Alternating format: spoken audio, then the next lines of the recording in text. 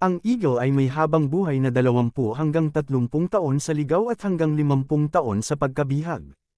Ang siyentipikong pangalan para sa agila ay Aquila crisatus. Ang agila ay isang carnivorous na ibon. Pinapakain nito ang maliliit na hayop tulad ng mga kuneho, daga, ahas at iba pa. Ang agila ay isang napakarilag at magandang ibon. Ito ay simbolo ng kapangyarihan, lakas at kalayaan.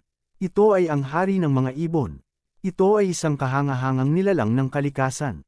Ang agila ay isang napakagandang ibon. Ito ay ang hari ng mga ibon. Mayroon itong dalawang malalaki at makapangyarihang pakpak. Maaari itong lumipad sa napakataas na taas sa kalangitan. Ito ay may matalas na paningin na tumutulong upang manghuli ng kanyang biktima. Nakatira ito sa mga bundok at kagubatan.